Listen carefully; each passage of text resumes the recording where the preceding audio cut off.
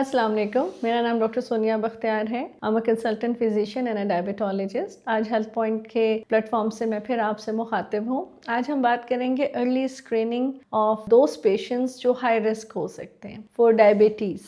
Diabetes के साथ diabetes is basically mixture of all disease. इसमें कोई भी अंडरलाइंग कंडीशन प्रेजेंट हो सकती है। बाज़ लोगों को किसी किस्म की आउटग्रोथ होती है, कोई लाइपोमा सा बनता है या वो सर्जरी के लिए जाते हैं, या जैसे फीमेल्स होती हैं, प्रेग्नेंट होती हैं, रूटीन चेकअप के लिए जाती हैं and they get to know कि इधर वो डायबिटिक हैं, प्री डायबिटिक हैं या जेस्टेशनल डायबिटीज़ में हैं। हैविंग सेड दैट, इसकी अर्ली स्क्रीनिंग बहुत ज़रूरी है। अब अर्ली स्क्रीनिंग किन लोगों की होनी चाहिए? दैट वुड इंक्लूड दोस्त जिनके पेरेंट्स डायबिटिक हैं, जिनकी फैमिली हिस्ट्री है, जिनको फेमिलियल ओबेसिटी है, लिपिडीमिया की इशू है, दोज पेशेंट्स जिनकी लाइफस्टाइल सेडेंट्री हो गई है सडनली किसी भी वजह से, जॉब नेचर ऐसा है जिसमें उनकी मूवमेंट नहीं है, या वो पहले एक्टिव थे अब किसी भी वजह से एक्टिव नहीं रहे हैं। ऑल दोज पेशेंट्स या जिनकी सडनली सेंट्रल ओबेसिटी यानी कमर और कूल्हों पे चर्बी चढ़ना या मोटापा फैलना शुरू हो गया है, या सडनली उनके बैक पे हम्प के तरह ग्रोथ होना, मतलब भारी होना शुरू हो गया है। आमतौर पे हम कहते हैं कि कोई नहीं है, थोड़ी उम्र के साथ मतलब 30-35 साल में तो थोड़ा बंदा ऐसा हो जाता है, बट दैट इज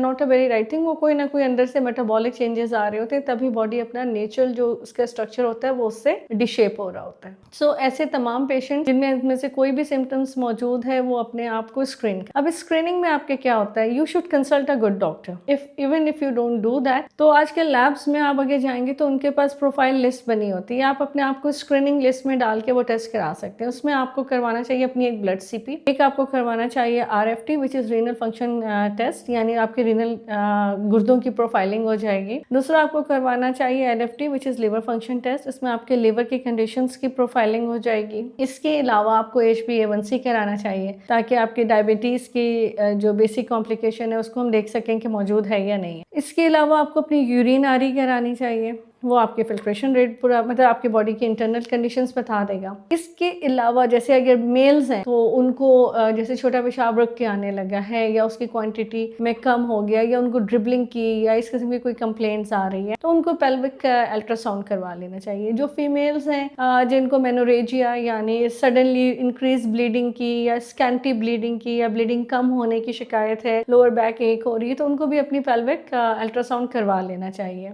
अच्छा, वो मेल फीमेल जिनको कंटिन्यूसली UTI यानी छोटे पेशाब के इन्फेक्शन हो रही है, उनको भी अल्ट्रासाउंड करवा लेना चाहिए ताकि हमें ये पता चल सके कि उनके अंदर कोई और सिविरिटी कंडीशन की तो नहीं हो रही। नाउ ये अर्ली स्क्रीनिंग का हमें फ़ायदा क्या होगा कि ये तमाम रिपोर्ट्स आपके अलॉन्ग विथ लिपिड प्रोफाइल ये बता देगा कि आपके अंदर की इस वक्त जो बायोकेमिस्ट्री है, यानी आपके बॉडी के जो इंटरनल होम्योस्टेसिस है, इंटरनल एटमॉस्फेयर है, वो कैसा है। और अगर आप किसी भी चीज़ के लिए डिरेंज्ड हैं या अर्ली डिटेक्शन हो जाएगी तो उसके केयर बेहतर हो जाएगा। जिनकी फैमिलीज में डायबिटीज़ स्पेसिफिकली मैं उसकी बात करूंगी रन कर रही है, उनके लिए अर्ली स्क्रीनिंग बहुत ज़रूरी है। ऐसे वालिदैन को चाहिए कि उनके बच्चों को हर 3 साल के बाद ज़रूर स्क्रीन करें अगर वो नेगेटिव आते हैं या नॉर्मल आती है उनकी रिपोर्ट्स, और 35 ईयर्स के बाद तो इनको वंस अ ईयर हर हाल में अपने आप को स्क्रीन करना चाहिए ताकि उनकी अर्ली डिटेक्शन हो सके और उनकी सेहत को हम बेहतर कर सकें। Thank you very much.